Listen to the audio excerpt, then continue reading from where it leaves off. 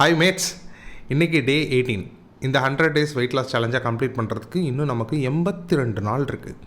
டே 17 விட டே 18 நான் வெயிட்டு குறைஞ்சிருக்கேன். அது எவ்வளோ குறைஞ்சிருக்கேங்கிறத போக போக பார்ப்போம். ஃபஸ்ட்டு டே 17 வெயிட்டை நான் சொல்கிறேன். 113.10. இது நான் டே 17க்கு உண்டான வெயிட்டு. அது நான் போன வீடியோவில், அதாவது டே 17 வீடியோவில் நான் சொல்லியிருக்கேன். ஓகேவா? ஸோ டே 18 மார்னிங் 4:30க்கு எழுந்திரிச்சு பாத்ரூம் போயிட்டு 5:30க்கு மேலே போய் வாக்கிங் பண்ண ஆரம்பிச்சிட்டேன். It's speed walking for 45 minutes. 6:15 வரைக்கும் நான் வாக்கிங் போனேன். 4000 to 5000 ஸ்டெப்ஸ் கம்ப்ளீட் பண்ணதுக்கப்புறமா 10 minutes பிராணாயாமம். அதுக்கப்புறம் புஷ்அப் 4 sets. ஒரு செட்டுக்கு 10 கவுண்ட்டு. மொத்தம் 4 செட் எடுத்தேன். ஃபஸ்ட்டு 3 செட்டு 10 கவுண்ட்ஸ் எடுத்துட்டேன். அடுத்து ஒரு செட்டு வந்து கஷ்டப்பட்டு செஞ்சு 7 கவுண்ட் எடுத்தேன். அடுத்த எக்ஸசைஸ் ரெகுலர் க்ளூட் பிரிட்ஜ். இதுவும் 4 செட்டு, ஒரு செட்டுக்கு 20 கவுண்ட்ஸு. அதுக்கப்புறமா பைசைக்கிள் க்ரன்ச்சஸ். ஸோ இந்த regular glute bridge, bicycle crunches, mountain climbers அடுத்து நான் பண்ணுவேன். இங்கே என்ன ஆச்சு அப்படின்னா, ரெகுலர் க்ளூட் பிரிட்ஜ் பண்ணி முடிச்சிட்டேன். அதுக்கப்புறமா பைசைக்கிள் க்ரன்ச்சஸ் பண்ணி முடித்ததுக்கப்புறம் மவுண்டைன் கிளைம்பர்ஸ் பண்ணும்போது எனக்கு மவுண்டைன் கிளைம்பர்ஸும் பைசைக்கிள் க்ரன்ச்சஸும் எப்போவுமே 4 செட் எடுப்பேன். ஒரு செட்டுக்கு 10 counts. Regular glute bridge 4 set, ஒரு செட்டுக்கு 20 கவுண்ட்ஸு. ஸோ இந்த பைசைக்கிள் க்ரன்ச்சஸ் நான் பண்ணி முடிச்சுட்டு மவுண்டைன் கிளைம்பர்ஸ் பண்ணும்போது மவுண்டைன் கிளைம்பர்ஸ் என்னால் பண்ணவே முடியல. I don't know why. என்னால் அந்த கையை கீழே புஷ் பண்ணி என்னுடைய காலை பேலன்ஸ் பண்ணி நான் வந்து மேலே தூக்கி இறக்கணும். லைக் நீங்கள் இப்போ நீங்கள் வீடியோவில் அந்த ஒரு கிளிம்ஸ் பார்த்தா உங்களுக்கு தெரியும். ஸோ இது எனக்கு ரொம்ப கஷ்டமாயிடுச்சு. என்னால் என்னுடைய லெஃப்ட் காலை மடக்கி கீழே வைக்கவே முடியல, மடக்கவும் முடியல, கீழே பேலன்ஸ் பண்ணி என்னோடய ரைட் காலை தூக்கவே முடியல. என்னோடய லெஃப்ட் கால் அப்படி ஒரு வலி. எங்கன்னா கரெக்டாக அப்டமன் பக்கத்தில் செம்ம பெயின். எனக்கு என்னன்னே தெரில. அதனால் நான் மவுண்டைன் கிளைம்பர்ஸ் பண்ணலை. பைசைக்கிள் க்ரன்ச்சஸ் மட்டும் பண்ணிவிட்டு மவுண்டைன் கிளைம்பர்ஸை ஸ்கிப் பண்ணிவிட்டு டேரெக்டாக ஏர் ஸ்குவாட்ஸ்க்கு போயாச்சு. ஏர் ஸ்குவாட்ஸ் 4 செட்ஸு, ஒரு செட்டுக்கு 10 கவுண்ட்டு, 4 செட்டும் கம்ப்ளீட் பண்ணி முடிச்சாச்சு லிட்டில் நீ பெயினோட. அதுக்கப்புறமா ஜம்பிங் ஜாக்ஸ் 10 செட்டு போட்டேன். ஒரு செட்டுக்கு 15 கவுண்ட்ஸு. ஜம்பிங் ஜாக்ஸ் முடிச்சுட்டு இப்போது இனிமேல் கொஞ்சம் வெயிட் லிஃப்ட் பண்ணலாம் அப்படின்னு சொல்லிட்டு ஸ்டார்டிங் ஃப்ரம் டம்பிள் என் வீட்டில் 2 டம்பிள் இருக்குது. ஒரு டம்பிளோடைய கேஜி வந்து 7 kg. ஸோ 2 டம்பிள் இருக்குது. பிகினருக்கு 7 kg அதிகம்தான். ஆனால் வீட்டில் அது இருக்கே அப்படிங்கிறதுனால சரி இதுலேருந்தே ஸ்டார்ட் பண்ணுவோம். ஆனால் ரொம்ப ஹை இன்டென்சிட்டி ஒர்க் அவுட் பண்ணாமல், ரொம்பவும் நம்ம உடம்பை வருத்திக்காமல் கொஞ்சம் மெதுவாக பண்ணுவோம். எனக்கு வந்து நேம் தெரியலங்க. இப்போ நான் வீடியோவில் காமிக்கிற இந்த கிளிம்ஸ் எல்லாம் பார்த்துக்கோங்க. எனக்கு நேம் தெரியல. ஆனால் நான் பண்ணது எதுக்கு நான் பண்ணேங்கிறத நான் சொல்லிடுறேன். என்னுடைய சைட் ஃபேட் இருக்குல்ல, இது வந்து லவ் ஹேண்டில்ஸ்னு சொல்லுவாங்க. என்னுடைய hip fat, side hip fat love ஹேண்டில்ஸும்பாங்க. அப்படி பெருசாக இருக்கும் என்ன மாதிரி குண்டாக இருக்கிறவங்களுக்கு. அந்த 2த்துக்காக ஃபஸ்ட்டு நான் அந்த எக்ஸசைஸ் பண்ணேன். அதுக்கப்புறமா என்னுடைய பெல்லி ஃபேட்டுக்கு நான் பண்ணேன். பெல்லி ஃபேட்டுக்கு பண்ணி முடிச்சதுக்கப்புறம் ஷோல்டருக்கு பண்ணேன். அதுக்கப்புறம் லேட்ரல் ரைஸ்ன்னு சொல்கிறாங்க, அதுவும் பண்ணேன். இந்த 4 எக்ஸசைஸும் 2 செட்டு நான் பண்ணிக்கிட்டேன். ஒரு எக்ஸசைஸும் 5 கவுண்ட்டு, 2 செட்டு தான் நான் பண்ணேன். நான் பெருசாக எதுவுமே பண்ணலைங்க. இதை மட்டும் நான் பண்ணிவிட்டு முடிச்சுக்கிட்டேன். ஓகேவா? ஸோ 4 எக்ஸசைஸ், ஒரு எக்ஸசைஸும் 2 செட்டு, ஒரு செட்டும் 5 கவுண்ட்டு. அவ்வளோதான். இது ஒரு பிகினருக்கு உண்டான வெயிட் லிஃப்டிங் மாதிரி நான் பண்ணிக்கிட்டு ஆரம்பித்து வச்சிட்டேன். இதை முடித்ததுக்கப்புறமா இது முக்கியமானது. இது எதுக்குமே எனக்கு நேம் தெரியாது. I am very very sorry. உங்களுக்கு நேம் தெரிஞ்சால் எனக்கு கீழே கமெண்ட் பண்ணுங்கள். அந்த லேட்ரல் ரைஸுங்கிற நேம் சொன்னல, அது வந்து நான் ஒரு ஷார்ட்ஸில் பார்த்தா அழகாக அதை சொல்லியிருந்தாங்க. அதனால் அது மட்டும் எனக்கு மைண்டில் நிற்கிது. ஸோ அந்த லேட்ரல் ரைஸ் மட்டும் மைண்டில் இருக்குது. மற்ற எதுக்கும் பேர் தெரியல. பட் கூடிய சீக்கிரம் நான் தெரிஞ்சுக்கிட்டு நான் உங்களுக்கு ஷேர் பண்ணுறேன். ஸோ அந்த 4 எக்ஸசைஸ் முடிஞ்சதுக்கப்புறம் கடைசியாக பிளாங்க்கும் 4 செட்டு, ஒரு செட்டுக்கு 20 செகண்ட்ஸ் நிற்கணும். நான் ஃபஸ்ட்டு செட்டு 20 செகண்ட்ஸ் நின்னேன். ஆமாம் 20 செகண்ட்ஸு. செகண்டு, தேர்டு எல்லாமே 20 செகண்ட்ஸ். ஃபோர்த்து மட்டும் 22 செகண்ட்ஸ் நின்னேன். ஸோ கொஞ்சம் கொஞ்சமாக என்னுடைய செகண்ட்ஸையும் இன்க்ரீஸ் பண்ணணும் அப்படிங்கிறது தான் என்னுடைய பிளான். ஸோ இது எல்லாமே நான் பண்ணி முடிச்சுட்டு அதுக்கப்புறம் வீட்டுக்கு கீழே வந்து ஆஸ் யூஷுவல் இப்போலாம் கேரட் ஜூஸ் குடிக்கிறது இல்லைல்ல. கேரட் ஜூஸ் குடிக்காமல் இருக்கிறதுனாலே என்னென்னு தெரில. பட் சிக்னிஃபிகண்ட் டிஃப்ரென்ஸ் எனக்கு தெரிய ஆரம்பிக்குது இன் மை வெயிட். அண்ட் நான் வந்து 3 தோசை சாப்பிட்ற இடத்துல காலையில் நான் 2 தோசையை இப்போ நான் மாற்றிட்டேன் இல்லையா, அதுலேயும் கொஞ்சம் சேஞ்ச் தெரியுதுன்னு நினைக்கிறேன். அதனால தான் எனக்கு தொடர்ந்து 3 நாளாக எனக்கு கொஞ்சம் வெயிட் குறையுதுன்னு நான் நினைக்கிறேன். பட் எனிவே நான் சொல்கிறேன். ஸோ காலையில் நான் வந்து ஏதாவது சமைச்சு எனக்கு பிரேக்ஃபாஸ்ட் நானே செஞ்சுப்பேன். அந்த மாதிரி ஏதாவது செய்யலான்னு பார்த்தா அம்மா வந்து விடலை.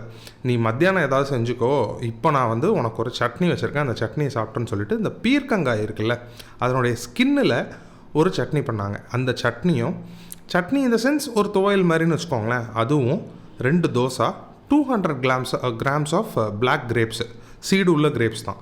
இது அத்தனையும் நான் மார்னிங் பிரேக்ஃபாஸ்ட்டுக்கு சாப்பிட்டேன். 2 தோசை, பீர்க்கங்காய் சட்னி, பீர்க்கங்காய் ஸ்கின்னோடைய சட்னி, அதுக்கப்புறம் 200 கிராம்ஸ் ஆஃப் பிளாக் கிரேப்ஸ். இதை சாப்பிட்டு முடிச்சதுக்கப்புறமா 1 o'clock, ஓகே, மத்தியானம் 1 o'clock. இப்போ தான் சாப்பாடை பிரித்து சாப்பிட்றேன்ல. எப்போவுமே காலையில் 9 மணிக்கு சாப்பிட்டுட்டு அடுத்து என்னுடைய ஃபுட்டு சாப்பிட்ற டைம் எப்போன்னா ஈவினிங் 4 மணிக்கு தான். லஞ்ச் அண்ட் டின்னரையும் சேர்த்து சாப்பிட்ருவேன். ஸோ 2ஐயும் நான் டம்ப் பண்ண வேண்டாம்னு சொல்லிட்டு மார்னிங் என்னுடைய சாப்பாட்டை குறைச்சிக்கிட்டு மத்தியானம் எனக்கு சாப்பாட்டில் இருக்கக்கூடிய ஃபைபர் ஆர் ப்ரோட்டீனை நான் 2 ஹாஃபாக பிரித்து, ஒரு ஹாஃபை 1 o'clock மத்தியானம் 1 o'clock, இன்னொரு ஹாஃபை அதனுடைய இன்னொரு ஹாஃபை நான் வந்து 4 o'clock சாப்பிட்டு மொத்தமாக முடிச்சிடுவேன். அதுக்கு மேலே நான் நைட்டு சாப்பிட மாட்டேன். ஸோ அந்த 1 PM நான் சாப்பிட்டது என்ன அப்படின்னா, நான் என்ன செஞ்சேன் அதுக்கு முன்னாடி நான் அதை செஞ்சே நான் சாப்பிட்டேன். நான் என்ன செஞ்சேன்னா, பாலக் பன்னீர் ரைஸ் பண்ணேன். பன்னீர் இருந்தது, பாலக்கீரை இருந்தது. இதை வச்சு நம்ம ஒரு ரைஸ் பண்ணிக்கலாம் அப்படின்னு சொல்லிட்டு நான் ஒரு ரைஸ் பண்ணேன். ரொம்ப ரொம்ப ஈஸியான recipe, but extremely delicious. Coconut ஆயிலில் தான் நான் பண்ணேன். அதனுடைய ப்ரிசைஸ் ரெசிபி வித் கலோரிஸோட நான் உங்களுக்கு டிஸ்கிரிப்ஷனில் கொடுத்துருக்கேன். பார்த்து நீங்களும் ட்ரை பண்ணுங்கள், உங்களுக்கும் பிடிக்கும். பட் நல்லா ஞாபகம் வச்சுக்கோங்க, நான் வந்து 200 கிராம்ஸ் ஆஃப் பன்னீரில் பண்ணியிருக்கேன். 1 கோலும் அதை எடுக்காதீங்க என்ன மாதிரி இல்லை, நான் அப்படி தான் எடுத்துக்கிட்டு இருந்தேன். இப்போ நான் அதை குறைச்சி ஸ்ப்ளிட் பண்ணி நான் வந்து ஒரே அடியாக செஞ்சு வச்சுருவேன். அந்த 200 கிராம்ஸ் ஆஃப் பன்னீரை போட்டு பாலக் பன்னீர் ரைஸை ஒரே அடியாக செஞ்சு ஒரே டைமில் மொத்தமாக செஞ்சு வச்சுட்டு அதான் ஹாஃபாக பிரித்து மத்தியானம் 1 மணிக்கு நான் அதை சாப்பிட்டேன். அப்போது ஒரு 100 கிராம்ஸ் ஆஃப் பன்னீர் போயிருக்கும், கொஞ்சம் பாலக்கீரை ரைஸு, அது எல்லாமே போச்சு. ரைஸ் வந்து நான் 200 கிராம்ஸ் ரைஸ் தாங்க போட்டேன். ரைஸும் 200 கிராமு, பன்னீர் 200 கிராமு. ஸோ மத்தியானம் ஒரு 1 PMக்கு நான் 100 grams rice, 100 grams paneer and பாலக்கீரை கொஞ்சம், இது எல்லாத்தையும் நான் சாப்பிட்டுட்டு அதுக்கப்புறமா 4 o'clock தான். நடுவில் நான் எதுவுமே சாப்பிடலை. டேரெக்டாக 4 o'clock மீதி அதே ரைஸை நான் அப்படியே மீதி நான் சாப்பிட்டுக்கிட்டேன். அதுக்கப்புறம் நான் என்னமோ சாப்பிட்டேனே, அம்மா என்ன பண்ணிட்டாங்க, கடலை மாவில் ஒரு போண்டா பண்ணாங்க. கடலை மாவுனா பேசன் ஃப்ளார் இருக்குல்ல, அதில் ஒரு போண்டா பண்ணாங்க. போண்டாவுடைய சைஸ் இவ்வளோ தான் இருக்கும், சின்னதாக இருக்கும், அழகாக. ஒரு 6லேருந்து 7 போண்டா பண்ணாங்க. நான் 2 தான் சாப்பிட்டேன். சரி, ரொம்ப நாள் அப்புறம் அம்மா செஞ்சுருக்காங்க, அவங்களுக்கும் ஆசை வந்துருச்சு, அதனால் செஞ்சாங்க, நான் கேட்டு செய்யலை. அதுக்கப்புறம் அவங்க செஞ்சதுனால நான் ஒரு 2 சாப்பிட்டேன். அது ஒரு 2 5:30 PMக்கு நான் சாப்பிட்டேன். அதை சாப்பிட்டு முடிச்சுட்டு 7:45க்கு நைட்டு 7:45க்கு ஒரு சின்ன கிரேவிங் வர மாதிரி இருந்தது. 4 பிஸ்தா, ஒரு டேட்ஸு, அதோடு சாப்பிட்டு முடிச்சுக்கிட்டேன். மஸ்க்மெலான் நான் எடுக்கலை. 18th டே நான் மஸ்க்மெலான் எடுக்கலை. 19th டே எடுத்தாலும் எடுப்பேன், எனக்கு தெரில. பட் நான் 18th டே எடுக்கலை. ஸோ இவ்வளோ தான் என்னுடைய diet and exercise for 18th டே. அதை முடிச்சதுக்கப்புறம் தூக்கம் 9:30க்கு படுத்து 10 மணிக்கு தூங்கி, நடுவில் என்ன ஆச்சுன்னா என் தூக்கம் டிஸ்டர்ப் ஆச்சு. 12 மணிக்கு நைட்டு 12 to 12:30, 12 மணிக்கு, எக்ஸாக்டாக 12 மணிக்கு அம்மா வந்து என்னை எழுப்பி விட்டு, யாரோ வீட்டு கதவை தட்டுறாங்க, எனக்கு வந்து பயமாக இருக்குது, அது இதுன்ட்டாங்க. அப்புறம் லைட்டுக்கிட்டெல்லாம் போட்டு பார்த்தா யாரும் இல்லை, ஆனால் சத்தம் வந்திருக்கு. பக்கத்தில் என்ன நடந்துச்சோ தெரில, ஏதோ ஜன்னலை அடிக்கிறாங்க, அது இதுன்னு ஏதோ சொன்னாங்க. எனக்கு சத்தம் கேட்கல, நானும் அம்மாலாம் ஒரு ரூமில் தான் படுக்கிறோம். ஆனால் எனக்கு சத்தம் கேட்கல, அம்மாவுக்கு சத்தம் கேட்டு எந்திரிச்சு பயந்துட்டாங்க. சரி, ஓகேன்னா அதெல்லாம் சர்ச் பண்ணி பார்த்தா அது ஒரு 1/2 மணி நேரம் அப்படியே போயிடுச்சு. அதையும் தாண்டி நான் 4:30க்கு அடுத்த நாள் காலையில் எந்திரிச்சிட்டேன். ஸோ நைட்டு கொஞ்சம் தூக்கம் டிஸ்டர்ப் ஆனாலும் பரவாயில்லன்னு சொல்லிவிட்டு நான் 4:30க்கு எந்திரிச்சு பாத்ரூம் போய்ட்டு அப்புறம் தான் வெயிட்டை செக் பண்ணுறேன். 18th டேக்கு உண்டான, ஏன்னா 18th டே தான் நான் எக்ஸசைஸ் பண்ணி டயட் இருந்து நைட்டு தூங்கி எல்லாம் எந்திரிச்சு அடுத்த நாள் காலையில் தானே வெயிட் செக் பண்ண முடியும். 18th டேக்கு உண்டான வெயிட் என்ன அப்படின்னா 112.45. ஆமாம், அப்படி தான் நினைக்கிறேன், உங்களுக்கு ஸ்க்ரீனில் வரும் பாருங்கள். So 112.45 approx. ஸோ எனக்கு இதை பார்த்த உடனே ஃபஸ்ட்டு எப்படி இவ்வளோ குறைஞ்ச மாதிரி காமிக்குது, 1/2 கிலோ கிட்ட குறைஞ்ச மாதிரி காமிக்குது, அதெல்லாம் சாத்தியம் இல்லையே அப்படின்னு நானே நினச்சிக்கிட்டு இருந்தேன். பட் எனிவே அது அப்படி தான் காமிக்குது. அது நல்லதோ கெட்டதோ, பட் நான் அதை நல்ல விதமாக எடுத்துக்கிறேன், எனக்கு ஒரு மோட்டிவேஷனாக எடுத்துக்கிறேன். குறைஞ்சதுக்கு காரணம் நான் யோசிச்சு பார்க்கும்போது கேரட் ஜூஸாக இருக்கிறதுக்கு வாய்ப்பு இருக்குது. 3 தோசையை 2 தோசையாக மாற்றினது வாய்ப்பு இருக்குது. சாப்பாடை நான் பிரித்து சாப்பிட்றதுக்கு சாப்பிட்றதுனால அதுவும் ஒரு விதத்தில் வெயிட்டை லூஸ் பண்ணுறதுக்கு வாய்ப்பு இருக்குது. இதெல்லாம் பண்ணதுக்கப்புறமும் இப்போ என்னுடைய எக்ஸசைஸையும் நான் கொஞ்சம் கூட்டியிருக்கேன்ல, அதுக்கும் இது ரிசல்ட்டு தரதுக்கு வாய்ப்பு இருக்குது. ஸோ எல்லாத்துக்குமே சேர்த்து எனக்கு ரிசல்ட்டு எனக்கு கொடுக்குது. And I am appreciating my self for doing some strategy and doing some experiments on my own body to get the own results. So எனக்கு இந்த மாதிரி ரிசல்ட்ஸை நான் பார்க்கணும்னா நான் எக்ஸ்பெரிமெண்ட் பண்ணி பார்த்து அதுலேருந்து வர எக்ஸ்பீரியன்ஸை நான் உங்கள்கிட்ட ஷேர் பண்ணணும். அப்படி தான் நான் பண்ணிக்கிட்டு இருக்கேன். Okay, so the whole 18th டே முடிஞ்சிருச்சு. பட் இப்போ நான் முக்கியமான விஷயம் நான் பேச வரேன். எனக்கு இன்றைக்கி என்ன பேசுகிறேன் எனக்கு ஐடியாவே இல்லை, ஓகேவா? ஆனால் நான் ஒரு விஷயம் நான் சொல்லணும். இது வந்து ஒரு ஒரு ஒரு ஒரு பெரிய விஷயம் கிடையாது, ஒரு பெரிய விஷயம் கிடையாதுங்க. நம்ம இதை நான் ஷேர் பண்ணணும்னு எந்த அவசியம் இல்லை. நீங்கள் எல்லாம் பார்த்து முடிச்சிருப்பீங்க. இருந்தாலும் எனக்கு இப்போ சொல்லணும்னு தோணுது, அதனால் நான் சொல்கிறேன். இப்போ நான் இந்த வீடியோ எடுத்துக்கிட்டு இருக்கிறது எப்போ தெரியுமா? 18th ஆகஸ்ட்டு நான் இந்த வீடியோ நான் எடுத்துக்கிட்டு இருக்கேன். ஆனால் உங்களுக்கு இது பப்ளிஷ் ஆக போகிறது கிட்டத்தட்ட August 18 அந்த டைம் உங்களுக்கு பப்ளிஷ் ஆகும். ஓகே, ஸோ நான் இப்போ நான் எடுக்கிறது இந்த வீடியோ எடுத்துக்கிட்டு இருக்கிற இந்த டயத்தில் வினேஷ் போகட் அப்படின்னு சொல்லிட்டு ஒரு பொண்ணு ஒலிம்பிக்ஸில் அவள் டிஸ்குவாலிஃபைடு ஆகியிருக்காங்க. பிகாஸ் அவங்களுடைய 100 கிராம் ஆஃப் வெயிட்டு 50 கிலோவில் இருக்க வேண்டியவங்க 100 கிராம் ஆஃப் வெயிட்டு அதிகமாக இருக்குங்கிற காரணத்தினால. எனக்கு இது வந்து அந்த வெயிட்டை பற்றி அவங்க சொல்லி அந்த ஒரு வெயிட்டு வெறும் 100 கிராம் வெயிட்டுக்கு அவங்க இவ்வளோ தூரம் ஒரு ஒலிம்பிக்ஸில் கோல்டு மெடல் வாங்க கண்டிப்பாக அவங்க செலக்ட் ஆகிருந்தாங்கன்னா அவங்க தான் கோல்டு மெடல் அடிப்பாங்க. ஏன்னா அவங்க ஆல்ரெடி செமிஃபைனலில் தோக்கடித்த ஒருத்தன் தான் இப்போ அவங்களுக்கு ஆப்போசிட்டாக ஃபைனலில் போய் நிற்கிறான். ஸோ ஆட்டோமேட்டிக்காக இவங்களும் அப்போ ஃபைனலில் போய் நின்றாங்கன்னா அவங்க 2 விதத்துக்குலாம் கிளாஷ் ஆகும். So she can able to win.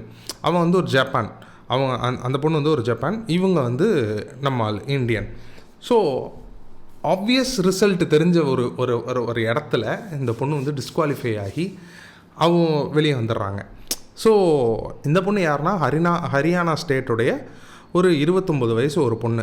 இவங்க வந்து போகாட் கம்யூனிட்டியில் சேர்ந்தவங்க. போகாட் கம்யூனிட்டினா தங்கல் படம் பார்த்தீங்கன்னா உங்களுக்கு தெரியும். கீதா போகட், அப்புறம் பபிதா குமாரி, அப்புறம் மாவீர் சிங் போகட், இவங்க வந்து ஒரு கம்யூனிட்டி. இந்த கம்யூனிட்டி மொத்தமுமே என்ன அப்படின்னா ரெஸ்லிங்க்கு உண்டான கம்யூனிட்டி. ஓகே, இந்த பொண்ணு விளாண்டதே ரெஸ்லிங் தான். ஸோ ரெஸ்லிங்க்கு உண்டான கம்யூனிட்டி. அந்த மாவீர் சிங் போகட்டுங்கிறது யாருன்னா அவர் தான் அமீர்கான் ரோல் வந்து ப்ளே பண்ணியிருப்பாங்க. அவர் தான் வந்து ரெஸ்லிங்கில் நாம் சாம்பியன் ஆகணும்னு நினச்சாரு. அவரால் முடியலன்னு சொல்லிட்டு அவர் வந்து குழந்தைங்களாக பெற்று போட்டார். ஒரு 5-6 குழந்தைங்க எல்லாருமே பொண்ணுங்களாக பிறந்துருச்சு. அவருக்கு ஆம்பளை பையன் வேணும்னு ஆசை, அதுக்கு தான் இத்தனை பெற்று போட்டார். ஸோ அதுலேருந்து ஒரு 2 பொண்ணுங்களை செலக்ட் பண்ணி, ஆம்பளை பையனே பிறக்கலன்னு தெரிஞ்சு அதுலேருந்து 2 பொண்ணுங்களை செலக்ட் பண்ணி முடியெல்லாம் வெட்டி விட்டு அந்த பொண்ணுங்களை ரெஸ்லிங் கற்றுக்க வச்சு அப்புறம் அந்த பொண்ணுங்களை பெரிய கோல்டு மெடல்லாம் அடிக்க வச்சார் தன்னுடைய பொண்ணுங்களை. அப்படி அந்த பொண்ணுங்களுடைய கசின் தான் இந்த வினேஷ் போகாட். ஸோ அந்த வினேஷ் போகாட்டுக்கும் கற்றுக் கொடுத்தது யாருன்னா மாவீர் சிங் போகாட் தான். ஸோ இப்படிப்பட்ட ஃபேமிலியிலேருந்து வந்தக்கூடிய ஒரு பொண்ணு கோல்டு மெடல் அடிச்சிருவான்னு தெரிஞ்சதுக்கு அப்புறமும் கூட அவங்க ஒரு 100 கிராம் வெயிட்டில் வெளியேறப்படுறாங்க அப்படிங்கிறது அநியாயம்னு நான் சொல்ல மாட்டேன். பட் அந்த ரூல்ஸ் அப்படி தான்னா நம்ம ஒன்றும் பண்ண முடியாது. பட் அந்த 100 கிராம் வெயிட்டுடைய பவரை பாருங்கள். நாம் நினைக்கிறோம் நம்மளுடைய வெயிட் வந்து அவங்க விளையாடுறது ஒலிம்பிக்ஸ், ஓகேவா? நான் அது அப்படி சொல்லலை. ஆனால் நம்ம உடம்புல நம்ம சின்னதாக சில கேர்லெஸ் எடுப்போம். அந்த பொண்ணுக்கு கேர்லெஸ்ஸாக இல்லை. அந்த பொண்ணு வந்து முந்தின நாள் நைட்டு அந்த பொண்ணு கிட்டத்தட்ட 1 கிலோ 1.5 கிலோவுக்கு மேலே ஒரு நாள் ராத்திரியே குறைச்சிருக்காங்க. அது பெனிஃபிட். கோல்டு அடித்தா நமக்கு தான் பெருமை, அந்த பொண்ணு லைஃப் செட்டில்டு, எல்லாமே ஓகே, அதில் எந்த விதமான மாற்றமும் இல்லை. ஆனால் இவ்வளோ உழைச்சும் அந்த 100 கிராம்னால அவங்க வெளியேறினாங்க இல்லையா? கிட்டத்தட்ட அவங்க 52 கிலோ இருந்தாங்க. ஒரு நாள் ராத்திரியில் அவங்க 1.5 கிலோவுக்கு மேலே குறைச்சிருக்காங்க. ஒரு நாள் ராத்திரி ஃபுல்லும் தூங்கலை, நம்பர் 1. ஒரு நாள் ராத்திரி ஃபுல்லும் எக்ஸசைஸ். அப்போ உங்கள் மசில், பாடி, வாட்டர் கண்டென்ட் எல்லாத்தையுமே வெளியேறணும், நம்பர் 2. 3வது உங்கள் எனர்ஜி, உங்கள் ஸ்ட்ரெஸ் லெவல். உங்கள் எனர்ஜி போயிடும், உங்களோட ஸ்ட்ரெஸ் லெவல் எங்கேயோ இருக்கும். இது 3வது. 4வது அவங்க முடியை கூட வெட்டியிருக்காங்க, அவங்களுடைய கிராம் கணக்கில் கம்மியாகணும் அப்படின்ட்டு. ஸோ எவ்ரிதிங் அந்த பொண்ணு பார்த்து பண்ணி கடைசியாக அந்த பொண்ணு 100 கிராம் உங்களுக்கு அதிகமாக இருக்குதுன்னு வெளியேற்றப்பட்டு, அந்த பொண்ணு வெளியேற்றப்பட்ட உடனே ஹாஸ்பிட்டலைஸ்ட் ஆகிடுறாங்க. பிகாஸ் அவங்களுக்கு ஸ்ட்ரெஸ் லெவல் இன்னும் பீக்குக்கு போய் அவங்க வாட்டர் கண்டென்ட் சுத்தமாக இல்லைங்கிறதுனால அவங்க உடம்பை அவங்களாலே பேலன்ஸ் பண்ண முடியாமல் இதாகிடுறாங்க, ஃபெயிண்ட் ஆகிடுறாங்க. ஸோ ஃபெயிண்ட் ஆகி அவங்க கீழே விழும்போது அவங்க ஹாஸ்பிட்டலைஸ் ஆகப்படுறாங்க. அங்கே இருந்ததுக்கப்புறம் ஒரு ட்வீட் பண்ணுறாங்க, நான் இதோட ரிட்டையர் ஆகிறேன், எனக்கு இனிமேல் இது வேண்டாம், ரெஸ்லிங் ஜெயிச்சிருச்சு, நான் தோத்துட்டேன் அப்படின்னு அவங்க ஒன்று போடுறாங்க. இவங்க ஆல்ரெடி 2023 பிஜேபி மெம்பர் ஏற்கனவே ஒருத்தன் இருக்கான், அவன் மேலே ஹராஸ்மெண்ட் கம்ப்ளைண்ட், டார்ச்சர் கம்ப்ளைண்ட் கொடுத்த ஒரு ரெஸ்லிங் கம்யூனிட்டியில் ஒன் ஆஃப் த மெம்பர் இவங்களும் கூட. ஸோ அப்பேற்பட்ட ஒரு இடத்துல ரொம்ப பெரிய ஒரு ஒரு ஒரு ஒரு ஸ்ட்ராங் விமனாக இருந்து வந்த ஒரு பொண்ணு 100 கிராம்னால் வெளியேற்றப்படுறாங்கிறதோடைய வலி இருக்குல்ல. அப்போ தான் எனக்கு புரிஞ்சுது, sports is not just a sports, it's a mental, physical, psychological game. அவங்க 2001 அவங்க வயசு பாருங்கள் 29, ஆனால் அவங்க எப்போ 2001 2024 வரைக்கும் நான் அந்த ரெஸ்லிங்காக உழைச்சிக்கிட்டு இருக்கேன். இன்றைக்கி நான் ரிட்டையர்ட் ஆகிறேன், இதுக்கு மேலே என்னால் முடியாது அப்படிங்கிறாங்க. அவங்க வயசு கிட்டத்தட்ட 6-7 வயசுலேருந்து அவங்க ஒர்க் அவுட் பண்ணிகிட்ருக்காங்க இந்த ரெஸ்லிங்காக. You know how dedicated she is. இதெல்லாம் அந்த ஒலிம்பிக்ஸ்காரங்களுக்கு தெரியாது. ஒலிம்பிக்ஸுக்குன்னு சில ரூல்ஸ் இருக்குது. எப்படி கவர்மெண்ட்டுக்குன்னு ஒரு லா இருக்கோ, ஒலிம்பிக்ஸுக்குன்னு சில ரூல்ஸ் இருக்குது அப்படின்னு ஒலிம்பிக்ஸ் சொல்கிறான். அதை நம்ம கேட்டுக்க வேண்டியதான். கவர்மெண்ட் எப்படி நம்மக்கிட்ட சொல்லும் போது நாமளும் அப்படியா, அப்போ நான் இதை ஃபாலோ பண்ணுறேன் அப்படின்னு நம்ம ஒரு கவர்மெண்ட்டை மதித்து நம்ம கேட்குறோமோ, நீ ஒலிம்பிக்ஸ்குள்ளே போய் விளையாடணும்னா அவங்களுடைய ரூல்ஸ் அண்ட் ரெகுலேஷன்ஸை நம்ம மதித்து தான் ஆகணும். There is no way to go. இதை கேட்கும்போது எனக்கு 2 விஷயந்தான் தோணுச்சு. ஒன்று, சின்ன சின்ன விஷயமும் நம்ம கேர் பண்ணி தான் ஆகணும், வேறு வழி இல்லை. If you want to survive you don't have to care, but if you want to win you should care. இந்த பொண்ணு லூஸ் ஆகலை. She didn't loose the game, she just disqualified. இவ தோத்துட்டாங்கிற அர்த்தம் கிடையாது. இவங்க தலைக்குனியில் நாம் தோக்கலை, நாம் இறங்கியிருந்தோம்னா, களத்தில் போய் இறங்கியிருந்தோம்னா நாம் தான் கோல்டு. ஆனால் நாம் களத்தில் இறங்கலை. இந்த பொண்ணு களத்தில் இறங்காமல் டிஸ்குவாலிஃபைட் ஆகிட்டாங்க just because of 100 grams. So every step is important in your life, every small steps. If you want to win you should have to take the steps very carefully. If you want to survive, you just have to run without turning back. அவ்வளோதான் நான் சொல்ல முடியும், வேறு வழி இல்லை. இன்றைக்கி இருக்கிற வேர்ல்டில் காம்படிட்டிவ் வேர்ல்டுன்னு நம்ம மண்டைக்குள்ளே புகுத்திக்கிட்டே இருக்காங்க. No, it's a normal world. இன்றைக்கி அந்த பொண்ணு யாரு கூடயுமே காம்படிட் பண்ணல, தன்னுடைய வெயிட்டை தனக்குள்ளே தான் அந்த பொண்ணு காம்படிட் பண்ணியிருக்காங்க. ஒரு நாள் ராத்திரியில், ஃபஸ்ட் ஆஃப் ஆல் அந்த ஒரு நாள் ராத்திரியில் அவங்க தான் உடம்பை வருத்தி பண்ணுறாங்கன்னா நல்லா ஞாபகம் வச்சுக்கோங்க, அப்படி உடம்பை குறைக்க முடியும் அப்படிங்கிறத அவங்க ப்ரூவ் பண்ணிட்டாங்கல்ல. கிட்டத்தட்ட அது கிராஷ் டயட் மாதிரி தான். அது அடுத்த நாள் காலையில் அவங்கள எப்படி ஆக்கிடுச்சு பாருங்கள். அவங்க பண்ணது தப்பு கிடையாது. ஷீ இஸ் டெடிக்கேட்டட் லெவல், அவங்களோட டெடிக்கேஷன் லெவல் அங்கே இருக்குது. ஜஸ்ட் பிகாஸ் அவங்க கிட்டத்தட்ட 24 வருஷமாக நான் இதுக்காக ஒர்க் பண்ணிக்கிட்டு இருக்கேன், இந்த ஒரு நைட்டில் நான் உழைச்சேன் அப்படின்னா அடுத்த நாள் காலையில் நான் கோல்டு அடிச்சிடுவேன் அப்படிங்கிற ஒரு நம்பிக்கையில் மட்டும்தான் அவங்க அவ்வளோ உழைச்சிருக்காங்களே தவிர்த்து அவங்களுக்கு வேறு எந்த விதமான சிந்தனையும் கிடையாது. ஆனால் நாம் எந்த வித காரணத்துக்கு சாமானியனாக இருக்கிற நாம், if you are not athlete, if you are not a sports person, நீங்கள் ஒரு ஹியூமனாக இருக்கீங்க, ஒரு சாமானியனாக இருக்கீங்க அப்படின்னா நீங்கள் கிராஷ் டயட்டோ, கிராஷ் எக்ஸசைஸோ, குயிக் வெயிட் லாஸோ எதுவுமே பண்ணாதீங்க. லாங் டேர்மில் வாழணும் நம்ம, அதுதான் முக்கியம். ஸோ இவ்வளோ தான் இன்றைக்கு உண்டான video. I'm just want to say about the Vinesh Phogat. அவங்களுடைய இந்த பயணத்தில் அவங்க தோக்கலை அப்படிங்கிறத மட்டும் நான் சொல்லிக்கிறேன். She didn't lose the game அப்படின்னு நான் சொல்கிறதுக்கு தான் இந்த வீடியோவே. She just disqualified because of the rules and regulation, not because she is not actually she lose the game. நாமளும் அந்த மாதிரியான ஒரு வெயிட் லாஸ், ஒரு ஒரு ஒரு ஒரு ஃபிட்னஸ், இந்த மாதிரியான ஒரு ஜேர்னியில் இருக்கிறதுனால நாம் இவங்கள மாதிரியான ஆட்களை பற்றி பேசுகிறது ரொம்ப ரொம்ப நல்லது. இதிலேருந்து சில நுணுக்கங்களான விஷயங்களை நாம் கற்றுக்கணும். Crash diet and crash exercise is not cone help you for any time. So இதுதான் இந்த 18th டேக்கு உண்டான வீடியோ. 19th டே சந்திப்போம். ஓகே, பாய்.